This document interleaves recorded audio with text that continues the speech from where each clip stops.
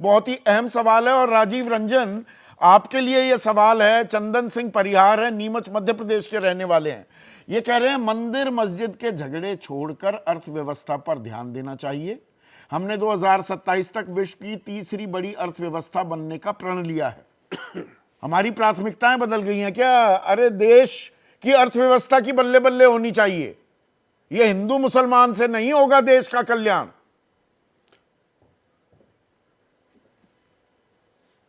देखिए संदीप जी, सबसे पहले आपने काफी विस्तार के साथ सारे आंकड़े सामने रख दिए हैं।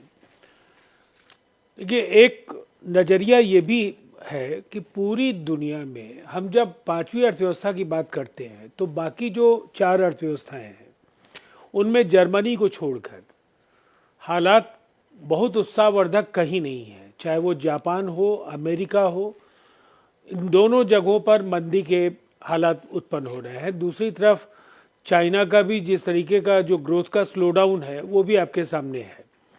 तो ये एक वैश्विक परिदृश्य है और निसंदेह वो कमोबेश हर देश की अलग अलग समस्याएं हो सकती हैं, अलग अलग सवाल हैं, लेकिन ये काफ़ी जो अलग अलग क्षेत्रों को लेकर के हम कह सकते हैं कि नहीं, देखिए अर्थव्यवस्था में ब्रेक लग जाते हैं। गाड़ी भी चल रही है, हाईवे पर चल रही है, ब्रेक मारने की नौबत आ जाती है, मुझे वो समझ में आता है। ये सिर्फ ब्रेक की बात नहीं है, इसके साथ दो जुड़ी हुई चीजें और हैं राजीव जी। एक तो बेरोजगारी का आलम, रोजगार सृजित नहीं हो रहे हैं। मैंने इसीलिए आईटी का आंकड़ा दिया है, 1,30,000 नौकरियां चली गई। गोल्डमैन सैक्स कह रहा है 1 करोड़ रोजगार हर साल सृजित करने होंगे अगर अर्थव्यवस्था को किकस्टार्ट मोड में रखना है तो। और महंगाई कम होने का नाम नहीं ले रही है, आमदनी कम हो रही है, बचत खत्म हो रही है एक आम भारतीय की। देखिए, अभी मुझे थोड़ा वक्त दे दीजिए। आपके सप्लीमेंट्रीज के साथ साथ जो चीजें मैं कहना चाहता हूं उसको भी कहना जरूरी होगा कि आपने खुद बताया हम लोगों ने कृषि के क्षेत्र में एक शानदार बढ़त हासिल की है। निसंदेह एक उपेक्षित क्षेत्र, देश की आबादी का 65 से 70% जिस क्षेत्र पर निर्भर हो और वहाँ जो जीडीपी में उनका हिस्सा है वो बेहद कम रहा है। उस हिसाब से लगभग दुगुनी रफ्तार से जीडीपी का ग्रोथ वहाँ हुआ है। तो ये एक अच्छी खबर है। सर्विस सेक्टर में भी हम लोग मामूली गिरावट आई है, कंस्ट्रक्शन में बेहतर हुआ है। तो हमारा मानना है कि ये जो कुछ भी है वो आपको कुछ न कुछ मैन्युफैक्चरिंग सेक्टर को लेकर के कुछ बड़े रणनीतिक फैसले लेने होंगे, नीतिगत निर्णय लेने होंगे। नहीं, कुछ तो बड़ी आसान सी सादी सी चीजें हो सकती है ना। अगर राजीव जी, जैसा अभी अबे कह रहे थे कि भाई जीडीपी गिर गई, उन्हें लगा कि अच्छी खबर है कि गैस, डीजल और पेट्रोल के दाम गिरेंगे। वो कम होने का नाम नहीं ले रहे।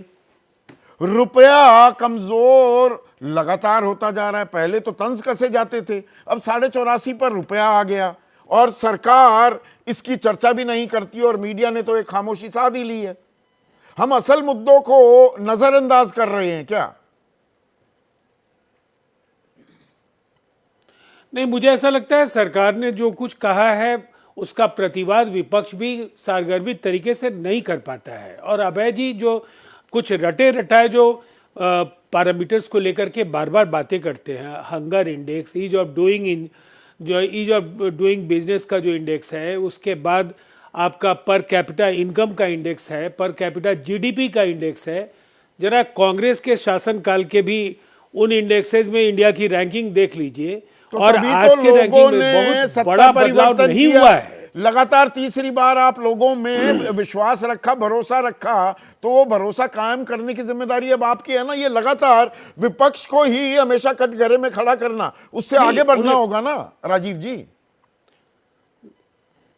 नहीं, आगे तो बढ़ना होगा, लेकिन विपक्ष को भी हर सवाल पर एक ही तरीके से प्रहार करने के बजाय मुझे ऐसा लगता है कि थोड़ा तार्किक, सारगर्भित तरीके से एक विजन उनके पास भी होना चाहिए। मतलब आप विपक्ष को याद ये दिला रहे हैं कि जैसे बीजेपी जब विपक्ष में थी।